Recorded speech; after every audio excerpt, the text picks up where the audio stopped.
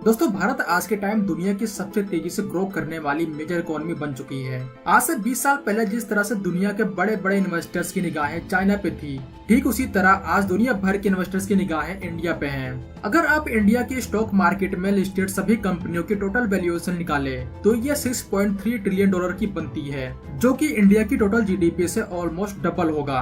अगर मैं इंडिया के सिर्फ टॉप 5 बिगेस्ट कंपनियों के मार्केट कैप को ऐड करूं तो ये 800 बिलियन डॉलर से ज्यादा की बनेगी, जो सिर्फ थोड़ा सा ही कम होगा ट्रिलियन डॉलर में। जो हमारा ड्रीम है इंडिया को एक इकोनॉमिक सुपर पावर देश बनते हुए देखने का, उस ड्रीम को पूरा करने की जो जिम्मेदारी है वो कहीं न कहीं इन्हीं टॉप कंपनियों के कंधे पे होगी, जो इंडिया की इकोनॉमिक ग्रोथ को लीड करने वाली हैं। तो आज हम देखने वाले हैं कि कैसे भारत की ये टॉप कंपनियां इंडिया को एक manufacturing hub, economic super power बनने में मेन इंजन की भूमिका निभा सकती हैं। अब किसी भी देश की ग्रोथ में वहाँ की बड़ी बड़ी कंपनियों की क्या भूमिका होती है, उसका एक शाइनिंग एग्जाम्पल है हमारे सामने साउथ कोरिया, जिसको हम विस्तार से समझेंगे।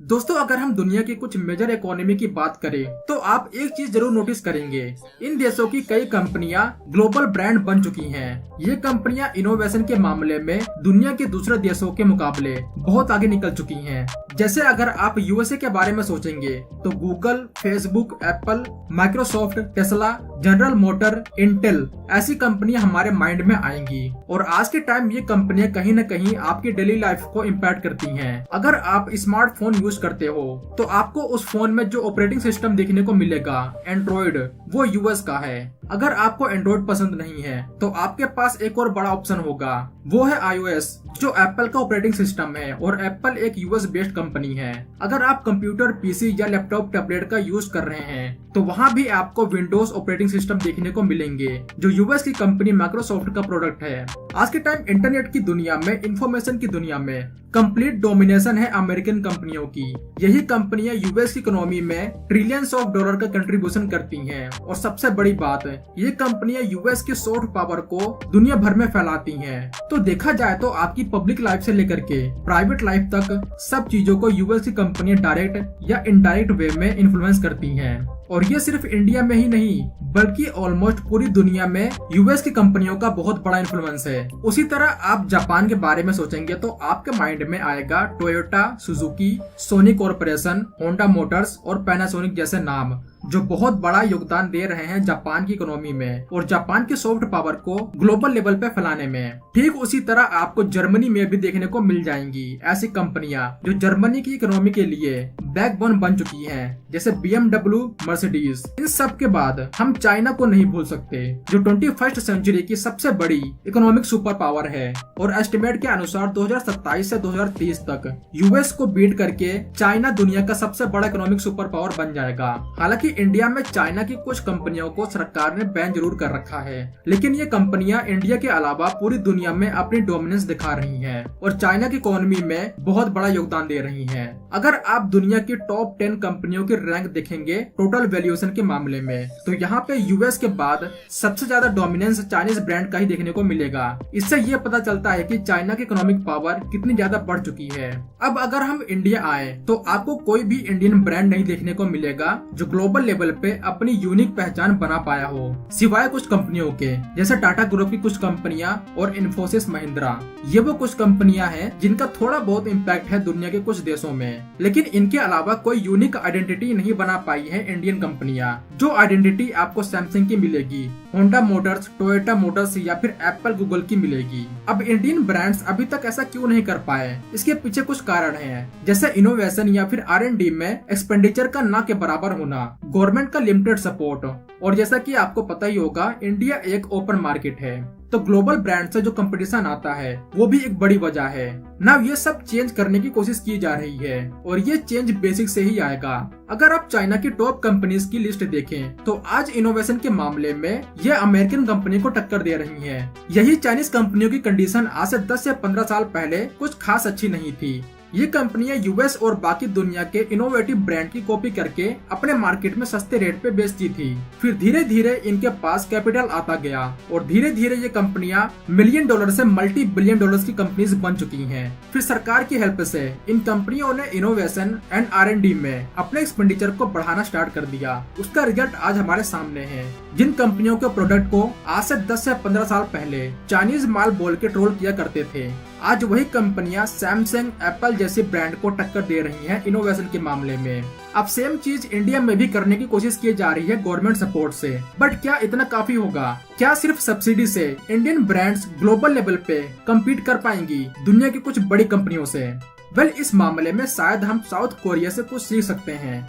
अगर आप साउथ कोरिया के बारे में सोचेंगे तो आपके माइंड में के पॉप, के ड्रामा और वहाँ की मूवीज आएंगी। अब आप भले ही इनको लाइक करें या डिसलाइक करें, लेकिन इनका इन्फ्लुएंस आज पूरी दुनिया में है और इसको कोई डिनाई नहीं कर सकता। बट शायद हम में से बहुत से लोगों को ये नहीं पता होगा कि इन सबको ग्लोबल लेवल पे ले जाने का जो बेस है वो साउथ कोरिया की इन कंपनियों ने बिल्ड किया है, जिनको चैबोल कहा जाता है। एक टाइम था जब साउथ कोरिया की कंपनियां भी दुनिया की कुछ बड़ी बड़ी ब्रांड से कम्पीट नहीं कर पाती थी, लेकिन आज ये कंपनियां सिर्फ कम्पीट ही नहीं कर रही बल्कि डोमिनेट कर रही हैं कुछ सेक्टर में। अब साउथ कोरिया ने ये कैसे किया, इसको समझने के लिए हमें जाना होगा 1960s में। ये वो टाइम था जब साउथ कोरिया वॉर के बाद अपनी कंट्री को बिल्ड करने की कोशिश कर रहा था। उस टाइम साउथ कोरिया में ऐसी कुछ कंपनियां थी जिनको लार्ज फैमिली ओन्ड बिजनेस कहा जाता था। साउथ कोरियन गवर्नमेंट ने इंडस्ट्रियल ग्रोथ के लिए ऐसी लार्ज फैमिली ओन्ड बिजनेस को अपनी पॉलिसी में शामिल किया। साउथ कोरियन गवर्नमेंट ने ऐसी कुछ बड़ी बड़ी कंपनी को सिलेक्ट किया, जैसे Samsung group, Hyundai motor group, SK group, LG group और लोटे ग्रुप, जिनका बिजनेस सिर्फ एक सेक्टर में ही नहीं बल्कि वेरियस सेक्टर में फैला हुआ था। जैसे अगर आपको लगता होगा कि हुंडई मोटर सिर्फ कार ही बनाती होगी, लेकिन हुंडई ग्रुप ऑटोमोबाइल के अलावा कंस्ट्रक्शन, शिप बिल्डिंग, स्टील और फाइनेंस जैसे सेक्टर में भी शामिल है। ऑटोमोबाइल सेक्टर से लेकर के शिपिंग इंडस्ट्री तक, कंस्ट्रक्शन से लेकर के इलेक्ट्रॉनिक इंडस्ट्री तक, ऐसे वेरियस सेक्टर्स हैं जहां पे इन कंपनियों का बिजनेस है। इनके कॉन्ग्लोमरेट नेचर को देख के ही चैबोल की शुरुआत की गई। चैबोल का मतलब यही है, ऐसे बिजनेस ग्रुप जिनका बिजनेस सिर्फ एक सेक्टर तक नहीं बल्कि मल्टीपल सेक्टर में फैला हो और जिनको फैमिलीज ओन करती हो। अब देखो, साउथ कोरिया भी एक फ्री मार्केट है, लेकिन साउथ कोरिया ने अपने खुद की लोकल कंपनियों को पहले प्रायोरिटी दी। साउथ कोरिया को पता था अगर बाहर की कंपनियों को इस तरह से आसानी से कोरियन मार्केट में एंट्री मिल जाए तो इससे लोकल कंपनियां कम्पीट नहीं कर पाएंगी और फिर साउथ कोरिया बाहर की कंपनियों के लिए एक मार्केट ही बन के रह जाएगा। तो साउथ कोरिया ने अपने लोकल बिजनेस को सपोर्ट करने के लिए प्रोटेक्शनिस्ट पॉलिसीज को अपनाया। टैक्स बेनिफिट, फाइनेंशियल सपोर्ट तो मिल रहा था, लेकिन उसके साथ साथ प्रोटेक्शनिस्ट पॉलिसी की वजह से साउथ कोरियन चैबोल को बहुत फायदा हुआ। साउथ कोरिया ने इम्पोर्टेड गुड्स पे हाई टैरिफ लगाने स्टार्ट किए। कुछ सेक्टर ऐसे थे जहां पे foreign direct investment almost impossible था। इन शॉर्ट कहे तो साउथ कोरियन कंपनियों को एक तरह की शील्ड प्रोवाइड की थी गवर्नमेंट ने। साउथ कोरियन गवर्नमेंट का एक ही एम था कि अभी के लिए साउथ कोरियन मार्केट में कम्प्लीटली डोमिनेंस सिर्फ चैबोल कंपनियों की हो, और हुआ भी वही। आज भी आप साउथ कोरिया में जाएं तो आपको एप्पल से ज्यादा सैमसंग के फोन लोगों के हाथों में देखने को मिल जाएंगे। ऑलमोस्ट सभी सेक्टर में साउथ कोरियन कंपनियों की ही कंप्लीट डोमिनेंस है। एक टाइम ऐसा था जब अमेरिका और यूरोप में इनोवेशन होता था और साउथ कोरियन कंपनियां इनको अपने देश में कॉपी करके प्रोड्यूस करती थी, लेकिन आज के time south Korean company innovate कर रही है। 1960s में चैबोल की संख्या सिर्फ 5 से 10 के बीच थी, बट आज के टाइम साउथ कोरिया में 40 से ज्यादा बड़ी बड़ी चैबोल कंपनियां बिल्ड हो चुकी हैं। अगर हम इंडिया आए तो हमारे देश में अभी के टाइम दिक्कत सबसे बड़ी यही है कि यहाँ कोई प्रोटेक्शनिस्ट पॉलिसी नहीं है। आज के टाइम इलेक्ट्रॉनिक सेक्टर से लेकर के इंटरनेट सेक्टर तक सब जगह पे चाइनीज और अमेरिकन ब्रांड की ही डोमिनेंस देखने को मिल जाएगी। यही रीजन है कि जब हम इंडियन मार्केट में ही कम्पीट नहीं कर पा रहे हैं तो यूरोपियन, अमेरिकन और चाइनीज मार्केट में हम कैसे कम्पीट करेंगे। अब पिछले कुछ सालों में गवर्नमेंट ने कुछ ऐसी पॉलिसीज जरूर बनाई है जिससे ये समझा जा सकता है कि शायद गवर्नमेंट इंडियन लोकल ब्रांड्स की हेल्प करने की कोशिश कर रही है। इंडियन गवर्नमेंट को ये रियलाइज हो चुका है कि बिना गवर्नमेंट सपोर्ट के हम अपने लोकल ब्रांड्स को ग्लोबल ब्रांड नहीं बना सकते हैं। इसीलिए सरकार सब्सिडीज प्रोवाइड कर रही है और कोशिश कर रही है कि ज्यादा से ज्यादा इन सभी गवर्नमेंट सपोर्ट का फायदा इंडियन लोकल ब्रांड्स को मिले। जैसा टाटा ग्रुप, जो इंडिया की सबसे बड़ी ट्रस्टेड ब्रांड है, वो ऑटोमोबाइल सेक्टर में इनोवेट कर रही है। और अब एक ऐसी चीज जो 21st सेंचुरी का क्रूड ऑयल कहा जाता है, सेमीकंडक्टर, उस फील्ड में भी बड़ा इन्वेस्टमेंट करने जा रही है। धीरे धीरे से ही सही इंडियन ब्रांड्स अपनी प्रेजेंस बना रही हैं। टाटा अब एप्पल के लिए आईफोन की मैन्युफैक्चरिंग भी करना स्टार्ट करने वाली है। इस तरह का पहला एक्सपीरियंस होगा टाटा के लिए और फ्यूचर में इसका फायदा टाटा ग्रुप को ही मिलेगा। जो एक्सपर्टीज टाटा को मिलेगी उससे ये खुद का स्मार्टफोन ब्रांड भी लॉन्च कर सकते हैं। अगर इंडियन गवर्नमेंट प्रोटेक्शनिस्ट पॉलिसीज को अपनाती है तो हमें इस चीज का सपोर्ट करना चाहिए,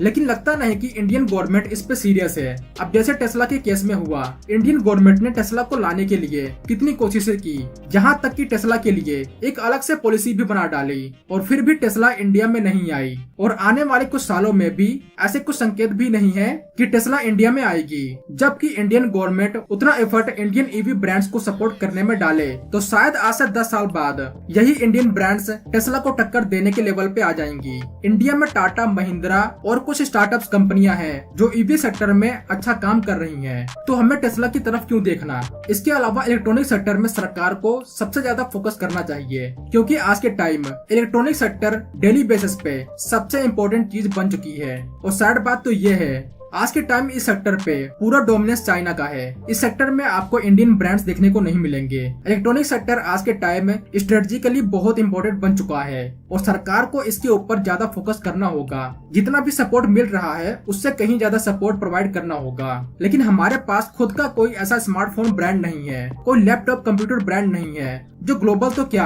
इंडियन मार्केट में ही कंपटीशन दे पाए। इस सेक्टर में कोई भी इंडियन ब्रांड्स नहीं दिखता। मेरा मानना है अगर सरकार थोड़ा सा ध्यान देती तो माइक्रोमैक्स या फिर लावा जैसे ब्रांड्स को फिर से खड़ा किया जा सकता था। तो अगर इंडिया को सच में ग्लोबल इकोनॉमिक सुपर पावर बनना है तो इसके लिए हमारी इन कंपनियों को सरकार को सपोर्ट करना होगा। शायद साउथ कोरिया की चेबोल का एक बड़ा एग्जाम्पल है हमारे सामने, जिसको गवर्नमेंट अपने तरीके से इंडिया में इम्प्लीमेंट कर सकती है। वैसे यहाँ एक और सवाल हो सकता है कि क्या इंडिया के स्टार्टअप्स कुछ नहीं कर सकते? वेल, इंडिया में कोई भी बड़ा स्टार्टअप नहीं है जो किसी प्रोडक्ट में इनोवेट कर रहा हो। ऑलमोस्ट सभी सर्विस सेक्टर में ही देखने को मिलेंगे। हम भले ही ये चीज सेलिब्रेट कर ले कि हमारे पास कितने ज्यादा स्टार्टअप्स हैं, हमारे पास कितने ज्यादा यूनिकॉर्न्स हैं, लेकिन हकीकत तो यही है, इंडिया में आपको कोई भी बड़ा स्टार्टअप नहीं देखने को मिलेगा जो इनोवेशन के दम पे किसी भी प्रोडक्ट को ग्लोबल लेवल पे ले जा रहा हो। और सबसे बड़ी बात, इतने पैसे नहीं होते कि वो इनोवेशन के लिए मिलियंस ऑफ डॉलर्स खर्च कर पाए बिना गवर्नमेंट सपोर्ट के। ये काम अभी के लिए टाटा, रिलायंस, इन्फोसिस जैसी बड़ी कंपनियां ही कर सकती हैं। तो इस वीडियो में बस इतना ही था। अगर आपको ये वीडियो इन्फॉर्मेटिव लगी हो तो वीडियो को लाइक और शेयर जरूर करना।